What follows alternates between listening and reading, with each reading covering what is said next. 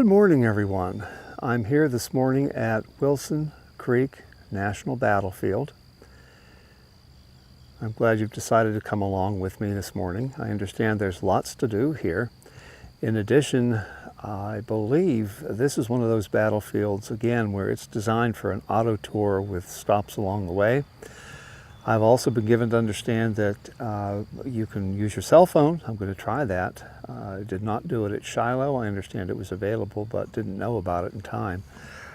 Today, however, this morning, I did a little preparing, and I know what to call and how to dial, and I'll be interested to see how that goes.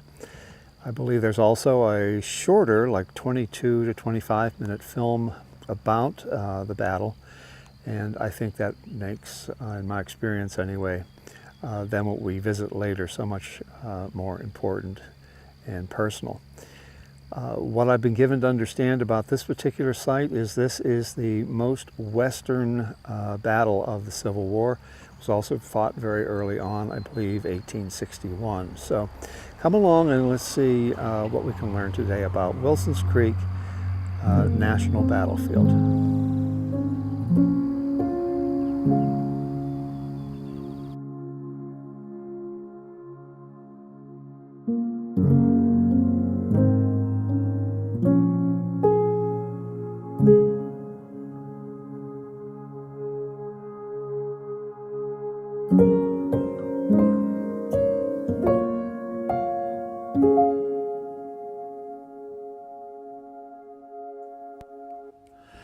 Hey there. I just came from the about 20-minute video on the battle here at Wilson Creek, and very informative. What I learned is Missouri was the site of many Civil War battles on the Western Front. From early on in the war, there was a real struggle to try to keep Missouri in the Union, which is probably what the majority of its citizens wished. However, at the time, there was a compromise passed where Missouri was entered into the Union, granted statehood at about the same time Maine was. Maine is a free state. Missouri was given the right to determine itself, and in many cases, especially in the southwest corner where farming was predominant, many slaves were held. So it was a mixed bag of feeling. Many of the citizens wanted to remain with the Union, and there were others who felt just the opposite. And being so close to the Arkansas border, which was clearly a Confederate state and had seceded from the Union and also a slave state, a lot of help was coming into the state in order to keep or to bolster its Confederate leanings. What I'm about to do now is to jump in the car. There is an auto tour that we can take. There, I think, are 5 different locations, maybe more, where we'll jump out of the car, we'll take a look, and I'm going to be using the cell phone, and apparently there's also a button you can push that will describe what we're looking for. So I'm kind of anxious today to see how all of this works out. So I hope you enjoy it. Again, thanks for coming with me. This is going to be very interesting. In addition to a placard that I can read information on, I also have a phone number that I can dial on my cell phone, and the different extensions to dial as I go to the different spots. I think I misspoke before. There are 8 different locations where I can stop and get some additional information. What you're about to see right now is what do they call this? Gibsons Oat Field. And I guess this is where a lot of the encampment was prior to the battle itself. So hang in there, we're about to see the first of the fields. Okay, what we see in front of us right now is Gibsons Oat Field. The Gibsons were a family where just prior to the battle they found their property surrounded by 12,000 Confederate soldiers. The Gibsons, according to the information I'm given here, made their living by grinding corn and oats into flour, and I think they also carded wool, which is, I think they separated it and got the bad stuff out. Everything is gone today. The only thing that really remains of the mill and the home are the foundation ruins. But this is the vast battlefield where, prior to August 10th, many, many Confederate soldiers had found their encampment.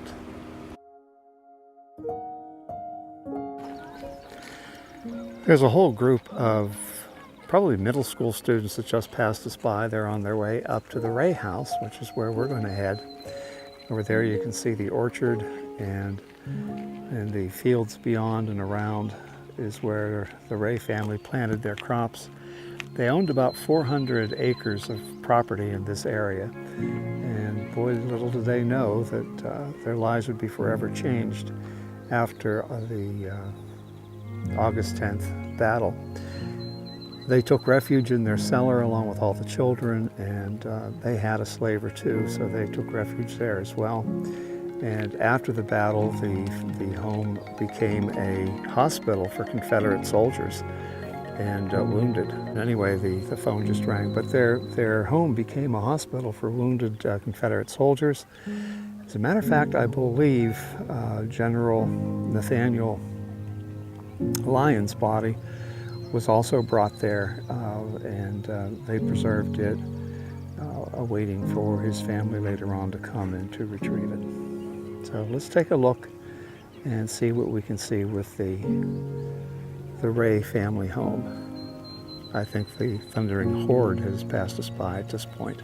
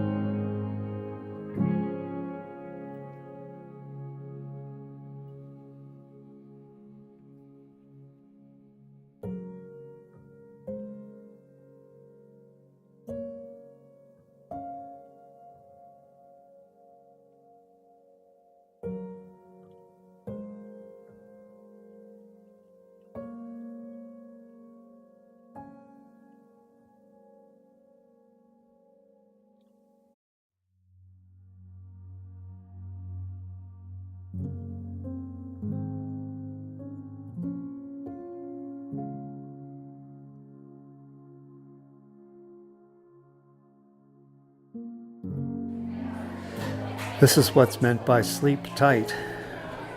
Keep those ropes tight and don't let the bed bugs bite. I've been told that's pretty comfortable when you're actually sleeping on it and the ropes are tight like they should be. This was the bed where they brought General Lyon's body after he was killed in the battle, and they laid it respectfully here. The ticking that they wrapped his body in is located in the museum at the Visitor Center. Very simple furnishings.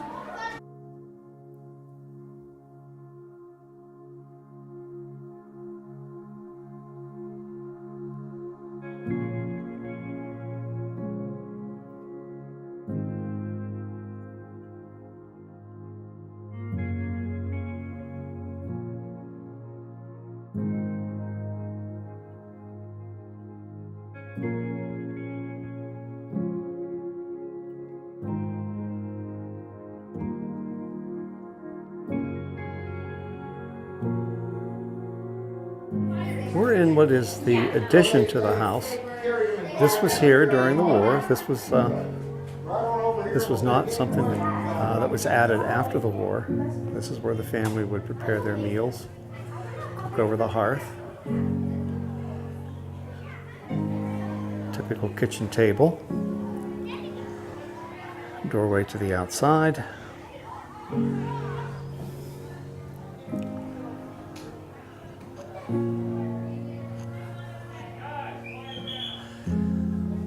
Somebody will have to comment below when you see this video as to what in the world this machine is. Looks Looks like you press something into it and out the bottom something else would come. So I don't know whether it's a gigantic juicer or what it could be.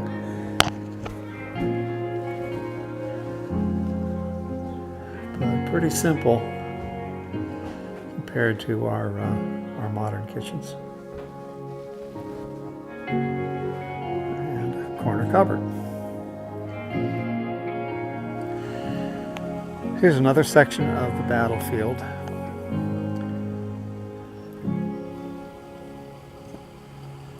This is called the East Battlefield Overlook. Just down that path is where the Arkansas, where the Arkansas artillery was located. I don't know whether you can see right through the cut in the trees. There's a cabin over there. That's about where they were located. And behind us, over here to the left, was where Confederate General Pierce's headquarters were.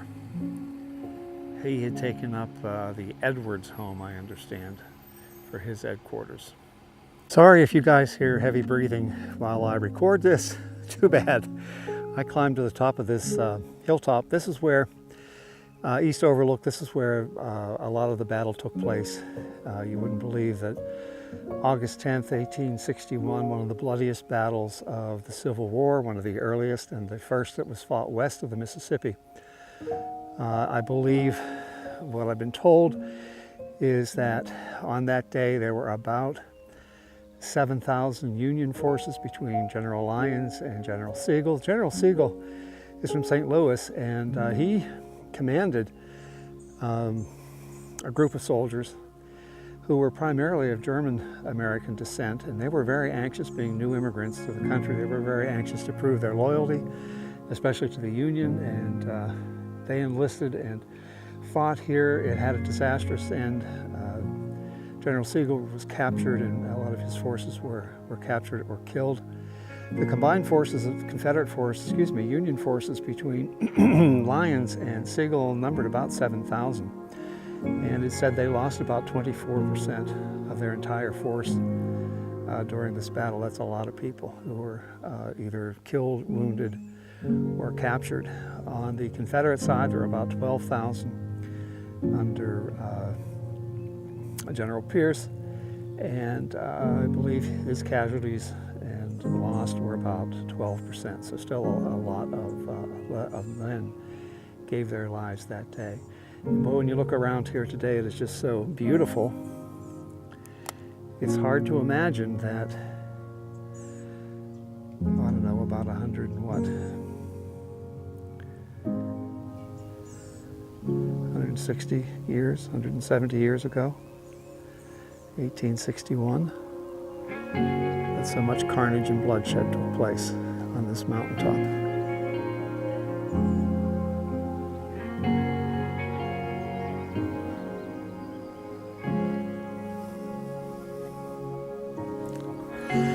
Unlike Shiloh, where we visited a couple of weeks ago, this is not a cemetery. There's no beautiful marble granite monuments to those that fought and died here. But nevertheless, this is part of our history as Americans and our history of Missouri and the fight to end slavery and oppression in this country.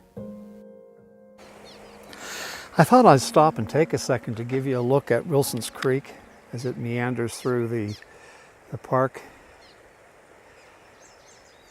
It's flowing today like it did way back in that fateful August day. It continues to flow. It's said this is one of the reasons why many of the soldiers camped here, because it provided water for them, for their horses, for their animals, and a place to cool off. Historians tell us that it was about 100 degrees that August, so we know what that's like, oppressive heat. I love talking, but I don't say a thing until you move like a rudder through the sea of endless change, and I don't know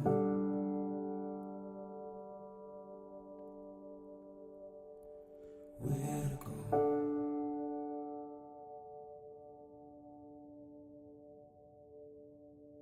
do a lot of thinking, but it never leaves my brain. Every thought I've ever had is a prisoner in chains, and I don't know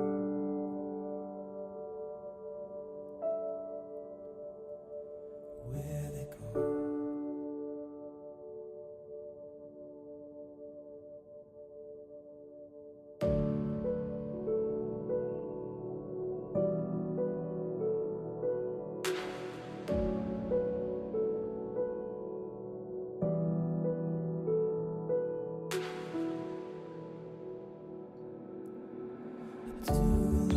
This is Gilberts Line. This is where Captain Gilbert of the Confederacy was stationed with his armory to try to hold the position against the advancing Union soldiers. He was able to fend them off as they had the higher ground, but he won the day.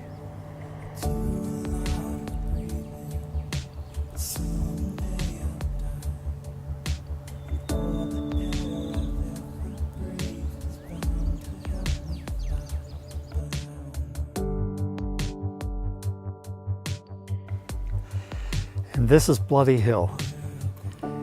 This is where General Lyons hoped that he could take the Confederate forces by surprise, win the war, and continue his success on the field. As I think I stated before, he really underestimated the size of the force the Confederacy had brought together. And the day was lost to the Union. If there's anything good that came out of these battles, was that President Lincoln, faced with the loss of life and territory here, as well as the loss at the Battle of Lexington, he finally was convinced that if he expected to keep the Union together and to win this war, he needed to devote a whole lot more troops to the Western Front. And Missouri was such a hotbed of contention, where the sides themselves within the state,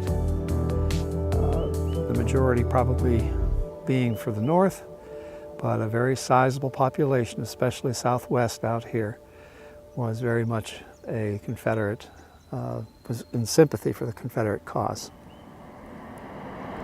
Do a lot of talking, but I don't say a thing. My tongue moves like a rudder through the sea of endless change, and I don't know